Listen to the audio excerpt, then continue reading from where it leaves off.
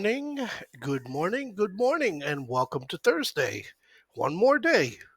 One more day in the biggest week of our lives up to now. Uh, Big one today as well because we've got Apple, Amazon, and Meta, and I absolutely love how Ted Cruz absolutely annihilated Zuckerberg yesterday on all the pedophile crap that's all over Facebook. And the little prick stood up with this fucking arrogant face and said, "Hey guys, I'm sorry, but go fuck yourselves." Hate Facebook. Absolutely hate it. On screen here. Great day yesterday with the FOMC. Proud of every one of you. All of you that chimed in and I saw messages with. Tops, bottoms, calls, puts, hitting them all over the place. That's what the FOMC day is all about. It is an edge of your chair, puckered up asshole, oh my God, button pushing phenomenon. Whereas you get trades like this. The February 2 Lululemon 450 puts over there on what? Tuesday? Yeah, Tuesday. Right at the open, boom, my alarm went off. Lulu puts alarm triggered, 450 strike or higher. 450 puts, you could have had them almost the entire day on Tuesday. 15 cents lower. Peaked at 3.25 yesterday. Boom. This is what triggered my Lululemon alarm. The break above 485.83, but really wanting to see that 490.57. And I had two messages that someone sent that were sent over to me by two different members asking, how do you get these alarms? How do you set these alarms up? How do you get them? And I had to answer honestly because, yeah, once in a while on individual names and I'm trolling, I will go over there and right click and put an alarm. But this is what I look at. This is what I look at every day for 8 years. Same view. Actually, more like 7 years because I only had two monitors going 8 years ago, two screens. These are your 55-inch TVs. I got them wall-mounted, standing level. This is a standing desk, nothing to distract me. And the reason why I always talk about 55-inch TVs or bigger is because you get real estate. The amount that I can put on to my monitor that's on the table as compared to the amount of data that I can put on to my big TVs up here, and more importantly, never, ever, ever need to type in a ticker symbol and change it. Lululemon is right here, right above JP Morgan, right next to Alibaba, right underneath ARK, right there. Stays in that same place every day for 7 years. A lot of you guys know the history that I've got with Lulu, so therefore, you're pretty well aware. So I'm going to keep you here for a second. Actually, no, I'll bring you over to the spreadsheets because yesterday, FOMC day, boom, 25.78 gap down. That we already knew because that was created by Google, little bit by Microsoft, and a lot to do with AMD and the AI whores. Big drop down overnight. We had a 61.60 range, which is fantastic because we were only 34 points as we were going into the FOMC meeting. And as you saw, which I will go and pull up, this is why 230 matters. Dow Jones, dead flat going into 2 o'clock and then 230. Dead flat NASDAQ, more or less. After the gap down, pop up, boom. Same thing on the S&P, same thing on the Russell. This is why 230 matters. And as you see here, the NASDAQ shows being down 2.23%. However, tracking the data for what the data is, the QQQ lows, QQQ, was 416.79 exactly minus 2%. Now the QQQs finished the month up 2.74%, 11 points for the entire month, and that was a big knock in the head these last couple of days, knocking slowly down on that 420.57 heaven's door and then completely annihilating it there yesterday. So big move, but nothing out of any kind of absolutely yes, yes, yes. Over on the spreads, as you saw in the spread room yesterday, it was dead silent. I didn't post anything in the spread room because FOMC days are FOMC days. Those are the days when you go over and you play your single leg calls, single leg puts. You don't involve yourself getting into spreads because you're completely wasting your capital. I've said this dozens of times. As you see here, 49.28 never even came close. We had a shitty VIX anyway. Nobody in their fucking right mind would have been playing the 49.25 calls. Not even me throwing risk trades out left, right, and center. I wouldn't have been playing that because you've got Jerome Powell out there. So we broke the bottom edge, 48.45, 48.69. We broke minus 1%. Are we in the same boat that we were in 2 weeks ago when they gave us this minus 1% after 17 trading sessions of not having one? They gave us a minus 1% day and then said, go back in your corner, go play with yourself, and shut up. And they absolutely ripped us from 417.82 up there to that 49.31. 200-point move over the course of a week and a half. Are we in that same boat? Well, let's take a look. Over here on the SPX, very, very, very little damage done. We hit the 38.2 retracement to that 47.1482. There's a lot of whispering going around that this was actually wave 4. And now we are going into wave 5, up into 49.60, 49.80, 5,000. There is some whispering going on talking about that. Nothing confirming us here. We look over here on the QQQ. A little bit more damage taken over on the QQQ, having broken below that 420.83. However, nothing of any confirming significance as of yet that we have for sure seen our top, are going into what we've been talking about for a very, very long time. So all we are doing right now is waiting. Tonight, you get a lot of answers. You got Apple, Amazon, and NVIDIA. IWM, little bit more damage taking place over here on the IWM as compared to everybody else. And IWM has been telling you this is not a bullish run. This is a bearish blow off. But until the IWM starts screaming that below 186, we're sitting here. We're sitting here and we're waiting. We're waiting for a little bit more as the IWM has been negative year to date 2024 since it fell through there back, 2 weeks ago? 3 weeks ago, 2.5 weeks ago. Negative on the year.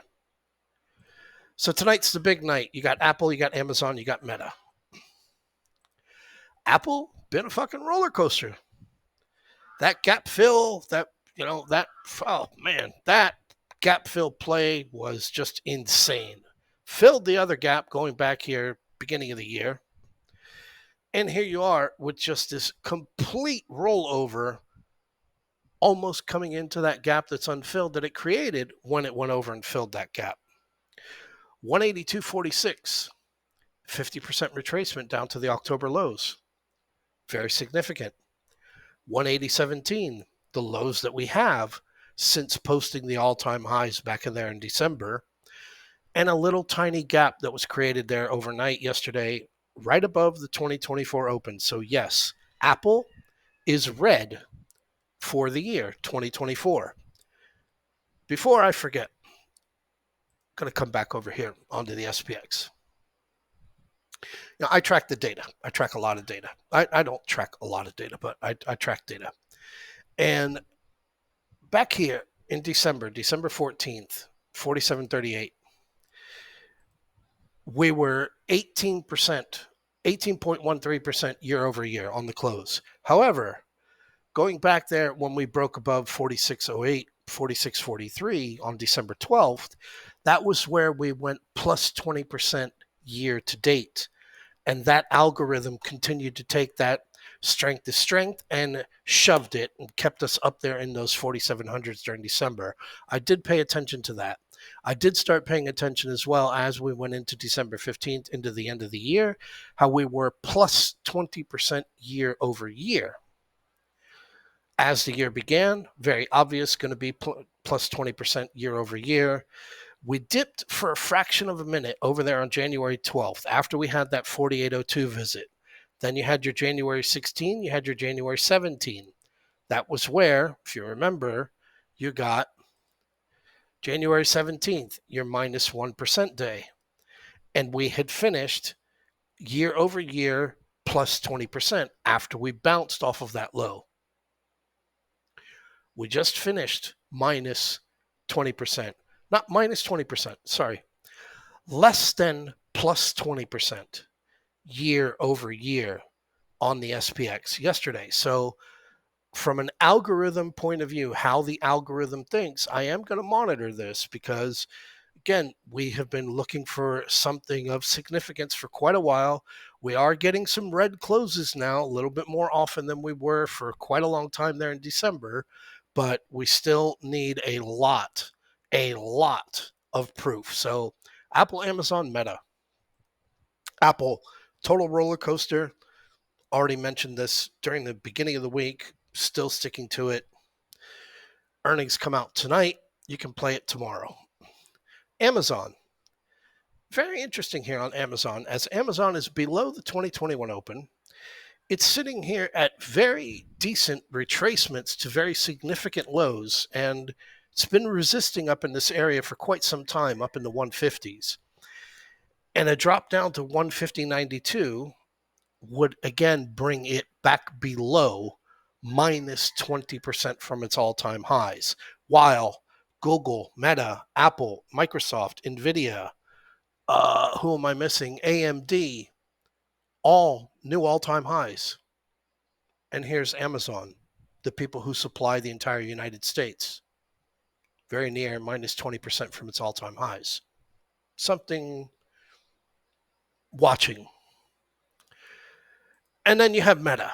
Meta, as, again, your old all-time highs were 384.33. Like I said in the beginning of the week, get over 400. Yeah, sure, I'd go sell calls.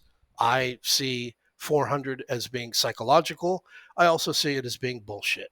However, you got earnings coming out today, and if Amazon has any kind of replication as Google had, being that the two are side by side, essentially, Facebook's just a little bit worse. Yeah, I could see Facebook opening up on Friday down at 351, closer into this 340 area, with this 384.33 being the old all-time highs. And where is it? It's actually lower than that. The gap that it created a year ago being down below this area, down around 323. So, yeah, I could see Facebook eating a big bag of dicks. Now, here's where we come into some issues. This is the indexes on the 1 hour charts. I'm looking at the RSIs, and all four of them ended the day yesterday with the SPX closing on the lows. All four of them ended oversold. All four. Not screaming, we are extremely oversold. We are a hooker at fucking Mardi Gras.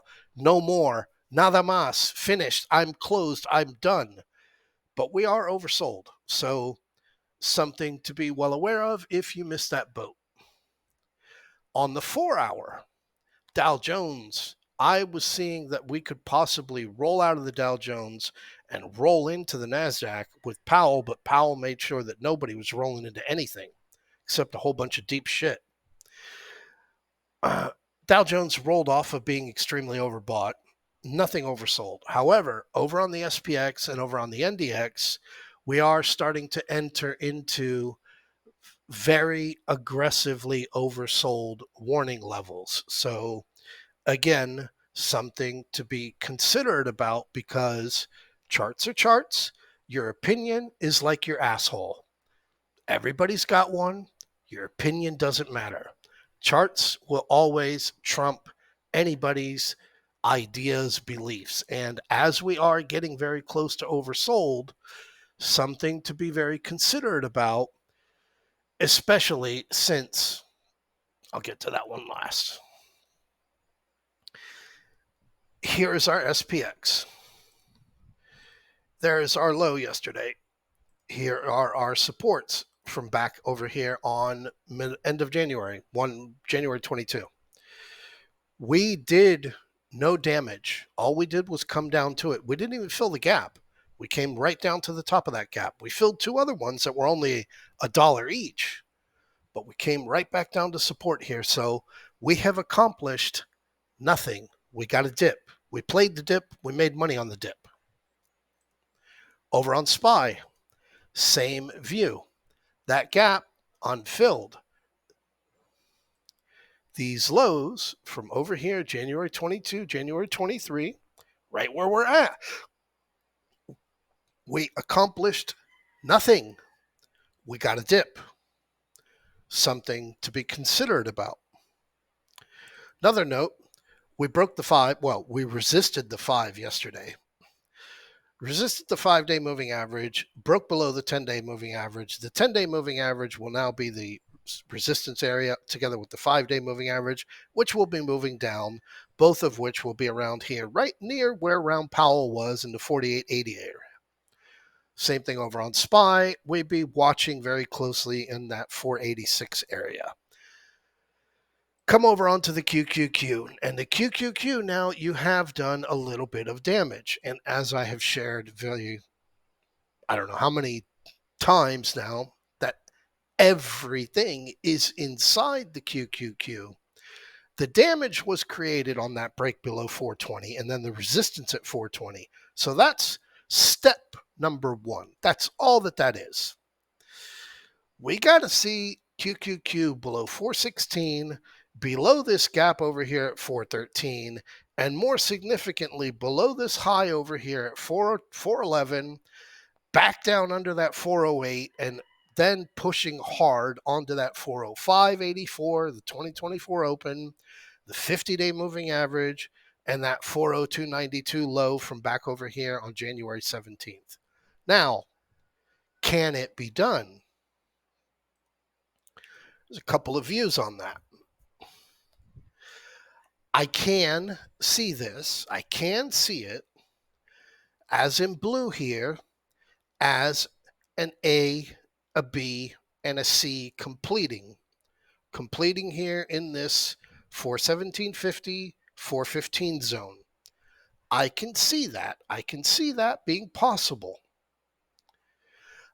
I can also see this as being a 1 and a 2, and then this drop down into earlier after the Google, Microsoft, and AMD into the bounce. I can see that being a 1 and a 2, and the big wave 3 of wave 3 bringing us down here into that 402, 405 area. So again, hands up, a lot to be proven. And you've got Apple, you've got Meta, and you've got Amazon, the other 3 big strippers getting on the dance pole tonight. And that brings us over here to the VIX. VIX hugging 1410. This is, again, absolutely nothing of short-term confirmation in either direction whatsoever, having done what we have done. Having completed this fractional little move here, boom, boom, boom, take the studies off. Boom, new highs there on Tuesday. Bam, minus 1.74%, exactly what we did back in the early part of January. Nothing to go and start screaming, oh man, it started, it's all begun. Nothing. Same view over here if we want to remove these studies. Remove all studies, go to a 10-day view, just so you can see it from a little bit more of a zoomed in view. We've done nothing. All that we've done is come back down to where we were supporting before. So there is a lot that needs to go out there and start proving itself. And we've got today, we've got tomorrow. QQQ, again, got two different views that we could look at here. I would give each one of these a 50% chance. So it is literally a coin flip going into the rest of today, waiting for earnings to come out tomorrow. And then we have the jobs report that comes out tomorrow morning as well. So for the week, QQQ week is 424.27. A close above 424.27 tomorrow would be a fourth green week in a row. The SPX week is 48.92.95. A close above 48.92.95 would be 4 consecutive green weeks in a row. I give the green weeks a less than 10% chance, but 10% is still a chance, and we still have a lot of data that's going to come out to us tonight. So again, tonight, Apple, Amazon, Meta, big, broad, wide view. I have enforced that for multiple weeks. You guys all have it, but go ahead, close off here. The Dingleberry set of steak knives compared to LULU. On Tuesday, at the end of the day, I threw out there McDonald's is set up again. The February 290 puts are 45 cents. You had that spike up yesterday.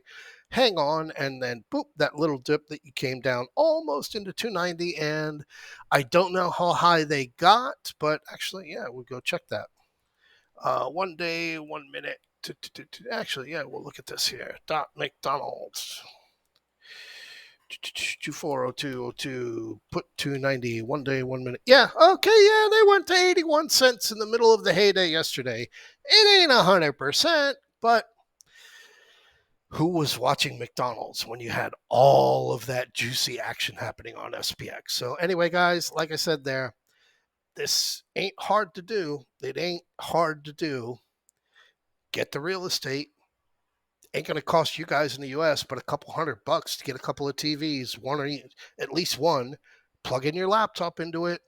I'll help you throw up the stuff that you need to put up there on the screens. And like I say, it ain't that hard to be right 220, 225 out of these 250 trading sessions every year. So have a great morning. See you guys in the chat room.